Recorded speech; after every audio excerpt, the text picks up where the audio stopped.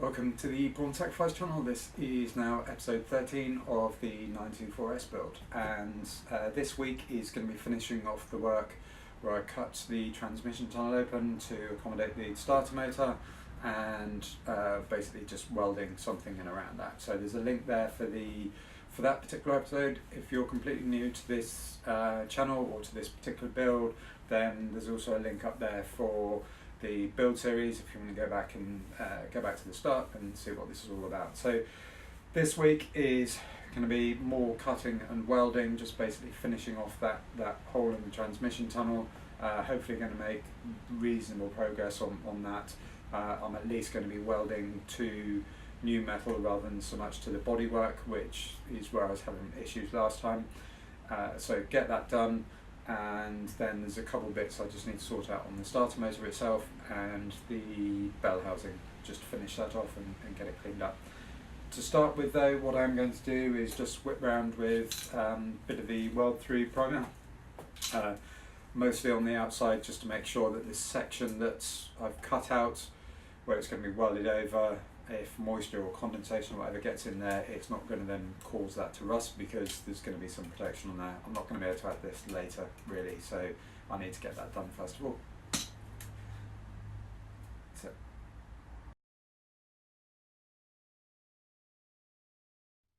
back inside the car, and I'm just templating out something to bridge the gap between my new section and the existing bodywork. My basic shape's marked out. I've actually extended this slightly just to give me a bit more overlap. So that's the line.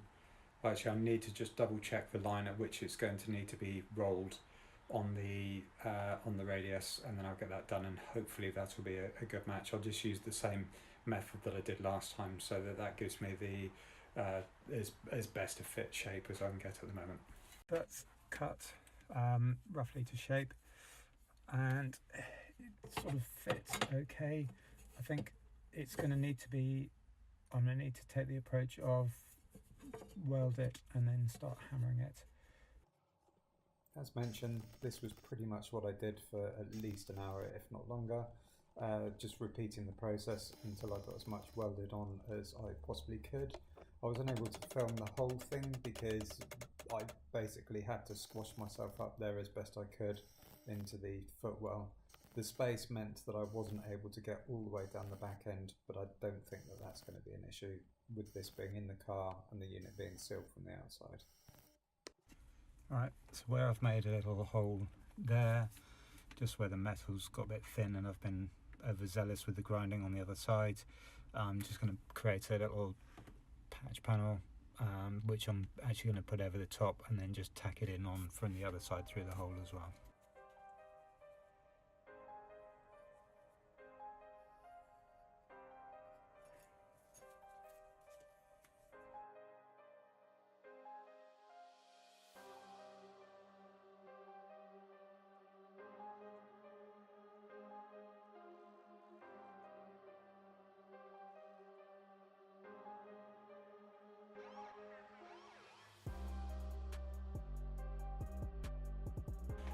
Right, progress of sorts, I guess.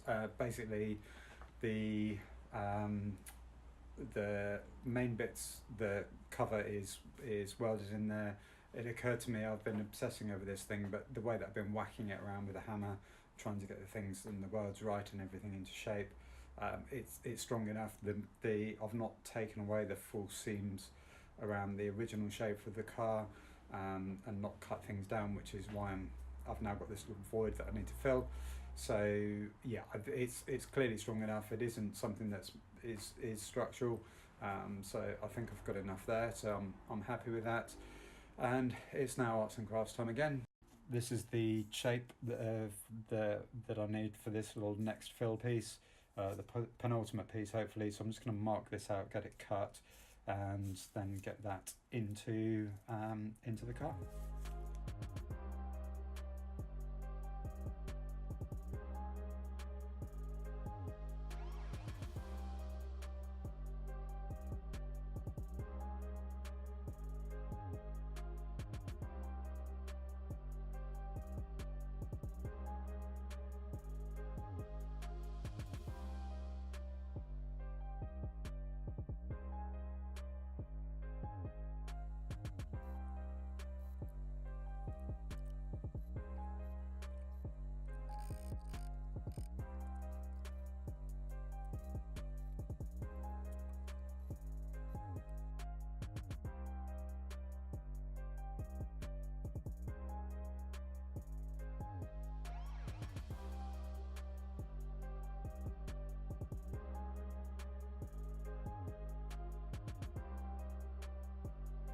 bit of a weird place to be doing an update, but I've run into a problem in that I've run out of gas, and the store that I need to go and get more from is closed now until Saturday. So I've had a load of Flux core stuff, so gasless MIG wire lighting around, so I'm going to try and use that. I've done some tests on it and it is horrible, but it should do the job, and this isn't going to be the most cosmetically beautiful thing in the world, so I'm just going to get on and give it a go.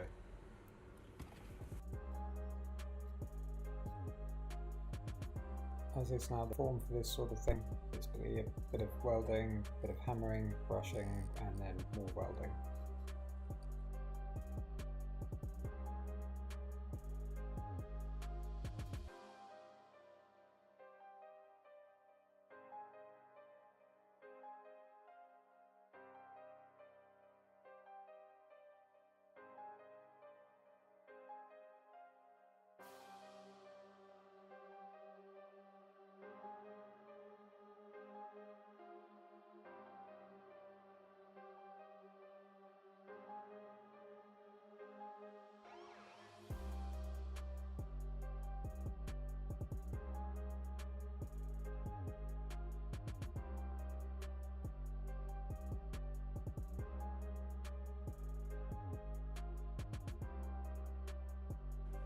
So that's now done.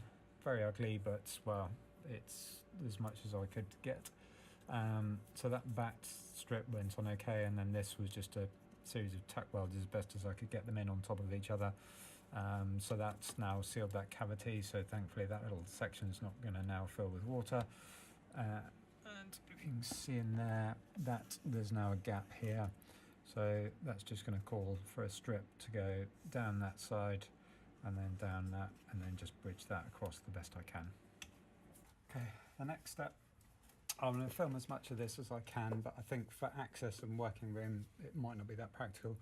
So I essentially want to get a piece down there, weld it down that side, and then bend it, knock it down, and then weld it on here as well.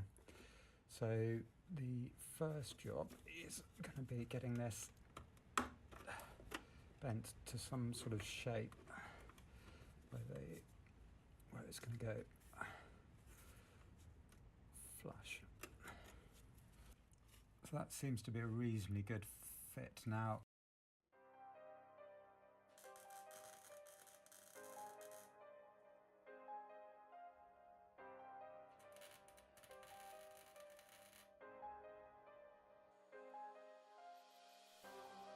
Such as my newfound welding, I'm welding upside down.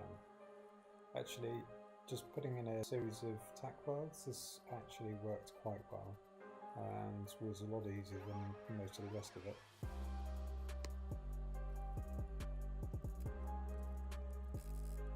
I've tried to bend it round with the grips. I'm also giving a bit of a hammer to just try and get this into shape and go particular. So cutting some slots in it to bend over it, and hopefully then weld that back up successfully later on. Just trimming those bits down. Upside down hammering.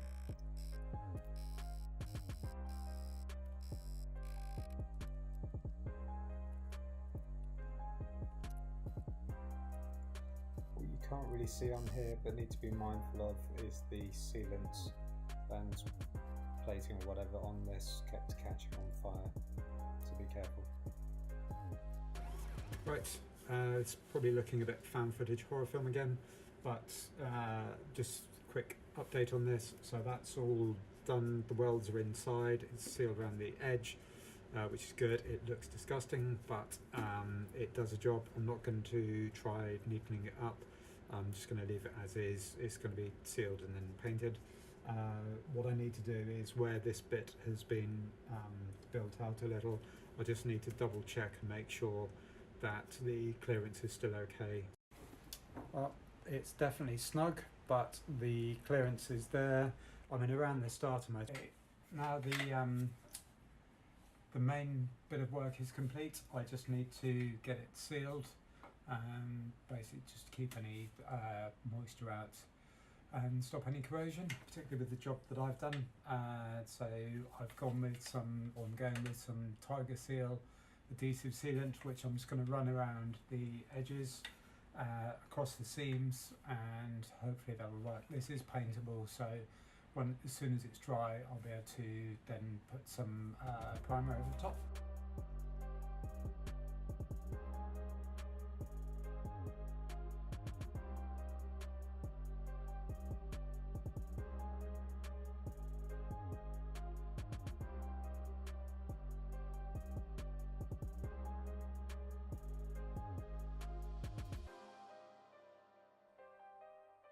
Is it just me, or does this remind anyone else of one of those art shows where they go through drawing in time lapse?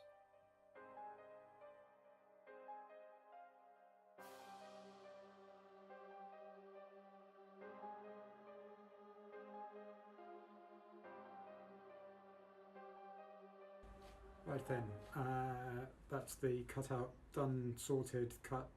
Now just the sealant's drying, and then it'll get blasted with some more of the primer, just so that that's done and the bare metal is covered. So very, very pleased to have that out of the way.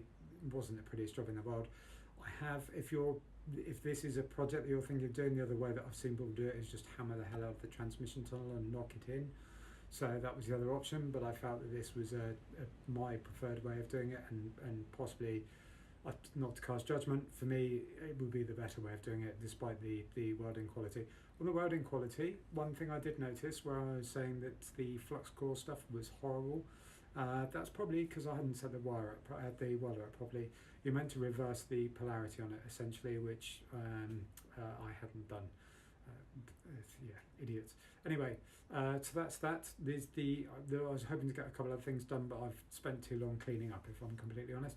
So the other thing I'm going to do and get finished before I get this video out is on the starter motor itself. So here, what I've done is where the starter motor looks okay, but actually it's mounted upside down, and the bolt holes aren't completely on the same axis, so they're not symmetrical. So when you turn it upside down, the bottom one doesn't quite fit properly. If I show you down here, you can see where I've had to modify the hole there. It's still a bit tight, so what I'm going to do is just undo the top, or undo it, take it off, drill out the top a little bit so that it will rotate more around its axis, and give me a bit of space in there just to get a dowel in. So that's my next job. Just taking this off now, and actually it's already got a mark on there of where it needs to do. So obviously I'd gotten ready to do this before and then not actually got around to it. So I'm just going to use the drill and just run that up and down and just make that a little bit wider so that the bolt will then hopefully go through.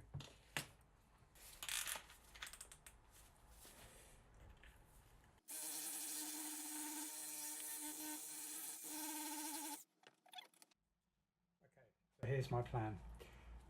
A dowel. It's a simple plan. I wasn't quite sure how I was going to fix it in here, but I had an idea the other day when I was thinking about the water pump on the old car. It was a bizarre train of thought, but anyway, I essentially used JB Weld just to hold that in place.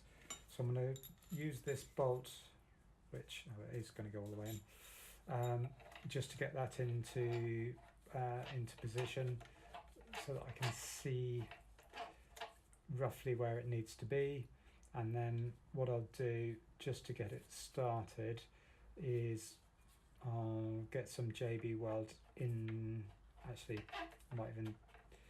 I'll tighten this down and then do it from the other side, just to get that in. This now comes in a nice little tube. It's essentially a 2-part epoxy that's made up like that, and all I need to do is just work out how much I want to go under there and then cut it off. So having lost my good knife,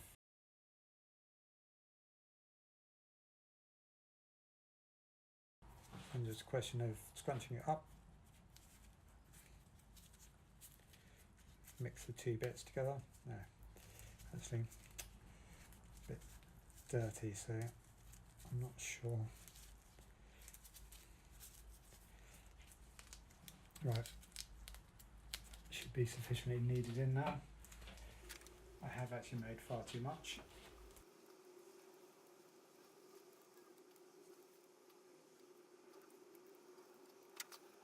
I just need to make sure it doesn't stick to the washer. That's where the stuff's set overnight, and obviously it's a big lumpy mess at the moment, but that's not the problem. The problem is that I didn't quite get the contact on that I wanted, and the dowel is moving about. So what I am going to do is take that out, make up some fresh JB Weld, put that around, so pack it around, and while it's still pliable, put it in and get it into position. And then what I will do today is take the whole thing out and go and put it in the house so that it is a bit warmer. I suspect it was sub-zero here last night, so hopefully that will work. Okay, let's see if this theory is going to work. That's well and truly packed in there. Let's see if it'll now hook up.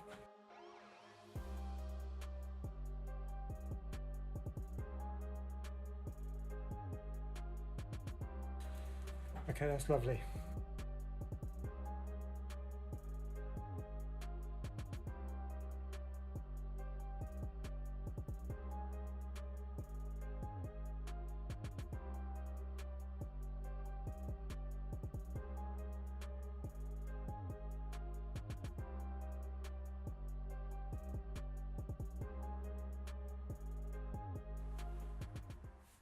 Another week, another job done.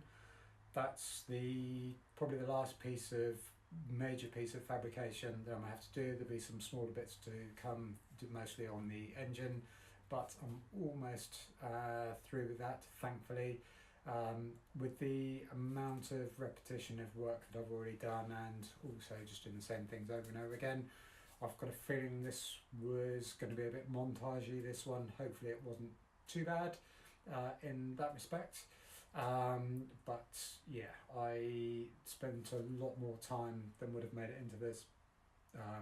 In addition to the work I did last week, there's stuff there which was compressed down into 40 seconds, which probably took about an hour's worth of work, both inside, outside, inside, and then so on and so forth. So a lot of work's gone into this. Probably doesn't reflect it when you look at it, but yeah, a lot of work has gone in there. This obviously still needs to set in the house, and then I'll just give that a quick waz and tidy up. So it's, yeah, ticking jobs off nicely. For the first time, I'm not entirely sure what I'm going to be doing next week. I need to start thinking about that because, to be honest with you, I just want to keep going, want to get started. So as always, thanks for watching. Hopefully that was interesting, if not necessarily entertaining. But yeah, got through it and looking forward to what's next. Catch you next time.